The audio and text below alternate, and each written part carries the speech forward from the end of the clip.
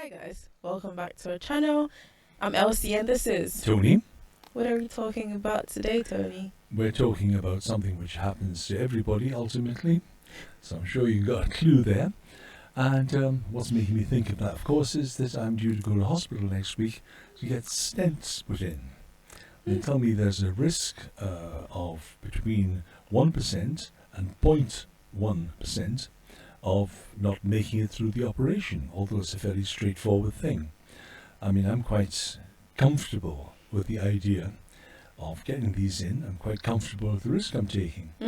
But, nonetheless, it is a reality that some people presumably don't make it out of the operating theatre, Sure. Yeah. And I'll be honest now, I'm quite lucky in the sense that I'm not putting on a brave face, I really don't feel stressed about this. And that actually was a pretty good indicator that I would be amongst the 99 who do make it okay. Because Well, stress is a terrible thing if you're getting all tense. It doesn't help healing. But yeah, thinking about that in general, apart from sort of the horrors that we've been seeing in terms of people dying in terrorism or in warfare and all the rest of it, just people in general who are sort of, we know that death is inevitable, and yet, what preparation, what does anyone do? Do they think it's a waste of time to think about whether there is an afterlife or not? Well, Are we so busy just with preoccupied with this world? I mean, I suppose Yeah. most people's thinking is, well, why should you care what happens after you die, right? Like, it's like someone who doesn't have any property, any possessions. Like, what's the point in writing a will? Like, because Well, fair enough. So I don't think people who don't see any reason to make any preparation for an afterlife, I suppose, don't think there's anything afterlife. Well, if there is nothing, I agree with that. If there genuinely isn't anything, any afterlife, then yeah, sure, it makes absolute silliness preparing for it, Yeah. But if a person has that absolute conviction, but what they're building that conviction on, that's another matter, Yeah. Is it just that, most, for example, the terrible example given by people of all different religions fighting amongst themselves, hurting each other, and you think, well, how did I pick one out of that lot? Does it make any sense anyway? Yeah. And if there is a good God, why does she happening? Allow all these horrible things to happen? I just can't believe that. You think, well, and so far so good, because I don't believe in that God either. As I once heard somebody wiser than me say, but it's true. I don't believe in a God who is either disinterested or not there or whatever, because if you were believing in a non-existent entity, that would be a bit silly. Stupid, It really. will be a bit silly, yes. And I don't believe in insulting people's intelligence. I don't like mine. Whatever's left of it, I don't like it being insulted either. None of us do. And to ask someone to believe in something which is non-existent is beyond the pale. It's crazy. Yeah. But at least I think that people who have got life and who have got some intelligence, using their powers of observation, apart from what they might have read or heard from anyone else, to say, okay, I know that this life is finite. I've never yet known anyone who sort of escaped its death. So therefore, mightn't it just be worthwhile checking it out a tiny bit, because I'm going to feel damn stupid afterwards if I've spent a whole life chasing this and chasing that and chasing whatever, and at the end of the day, doesn't matter how many millions or billions I might have in the bank, or how many beautiful partners I might have had or anything else, wow, I'm just going to be burned and turned to ashes or worm food, I think, well, so what's the point? Now, if there was nothing to come, sure, you might as well, for what it's worth, you might as well have a good time if you feel that, nothing else. certainly when I was younger, certainly had my share of good times as well, it must be said. We're not going to ask where these good times are. I know. But I was just thinking that, just picking up on what you were saying, that if what people say about the afterlife is true, then is it not worth checking even a little bit? Because I suppose if the afterlife is what any religion any religion describes it as, then it's a beautiful thing to spend time with the Creator in heaven. And if that is a teeny bit true, then wouldn't you want to spend eternity? You would think so. And I suppose it's like if someone came to you and said, "Oh, my grandmother used to own this land that your house is on, and it has gold beneath it, and isn't it worth checking?" I mean, supposing you haven't built on that land and the piece of land was just there, I suppose it is worth checking. Well, this is true. I've always felt that the really, truly practical and the truly spiritual merge beautifully. They do, yeah. It's only if you have a false impression of either one, they don't. No. The same with religion and science, by the way. Each have got a wonderful, vital job to do.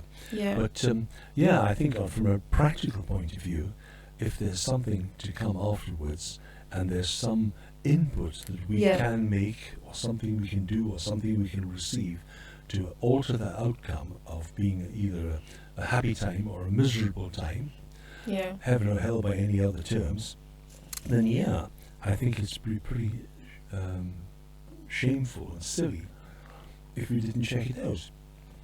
Because for all other practical things we do. We check all sorts of things out because we want to be in the right. We don't want to sort of deliberately make mistakes that are going to hurt us. So, how do you think one can prepare for this afterlife?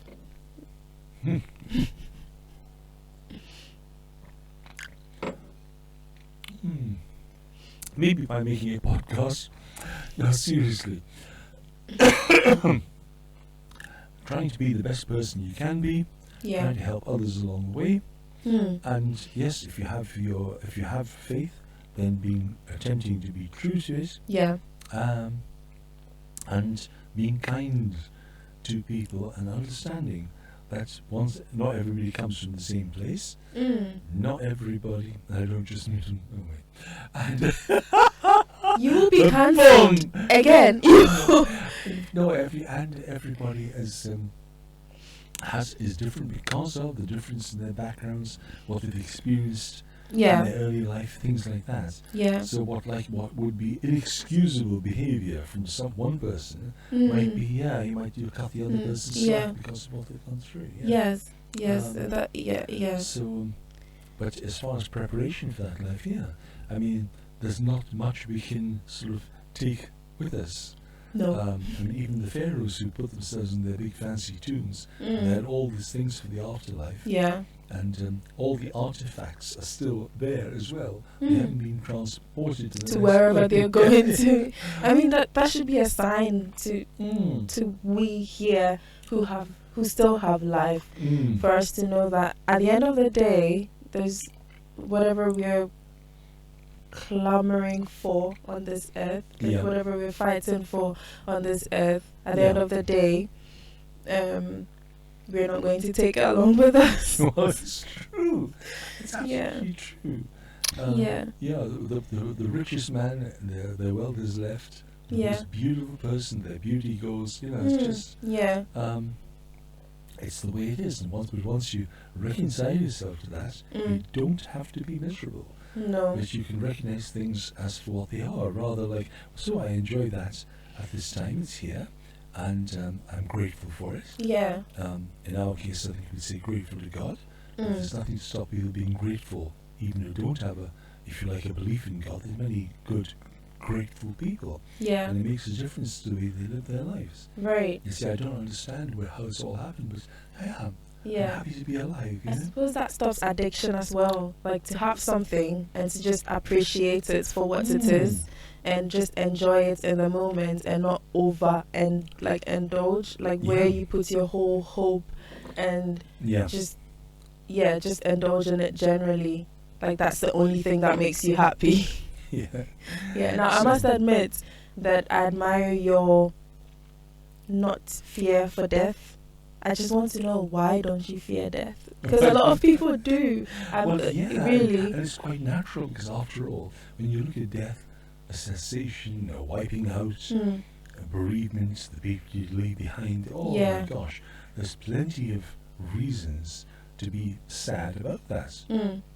Yeah. And, whether it's being sorrowful for leaving your family, or sorrowful for leaving your pile of money, or whatever it happens to be, the things that have been dear to you, you don't want to leave. Yeah. And luckily, if a person has a real, we'll say, a Christian perspective on death, you recognize that this life is literally part of ongoing life.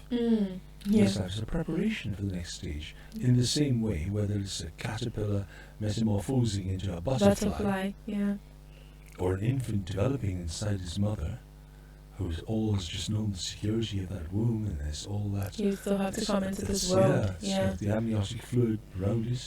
It's safe and warm, and then all of a sudden it's out into this cold world. Cold world. Smack, you've arrived. Your lungs need to start working. If that child could verbalize any kind of thoughts, how the hell am I going to survive this? And but somehow most of them do. And then all of a sudden, eventually they learn to do all sorts of things, like eating with knives and forks, and going to university, and riding a bicycle, and all the rest of the things, which they would seem quite fantastical to them if you could have communicated that. In the womb. Absolutely. They would have said, "What have you been smoking?" So listen, we have come to the end of our program. I just want to say that so many people, the real sadness is the number of people who either take their own lives because they're hopeless. They have no hope. And then you think, well, if you have no hope, there's nothing to live for, there's nothing to die for. So we need hope. And that has to be something inside of us that we are willing to seek it. It takes the two together, us being willing, and then asking God really to give us what we've needed. Now, for those people who don't handle the idea of God, maybe try being the universe. They say, okay, because there's lots of good influences in the universe, as well as personally, I believe they come from God as well. That's another story.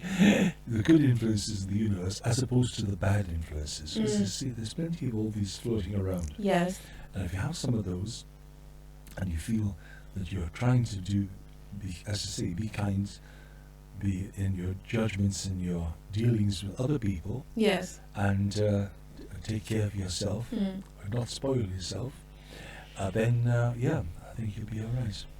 So there we go. We have come to the end of our program. If you've watched to this point, I'm guessing you're enjoying the program. So kindly like, comment, subscribe, and share. And until next time, it's bye for now. If you like this video, kindly like, comment, and subscribe. You can also find us on other social media platforms, on Twitter at Talk with Tony, and on Instagram at talkwithtony.live. Don't forget, live, laugh, and most importantly, love. Watch out for the next video. It's bye for now.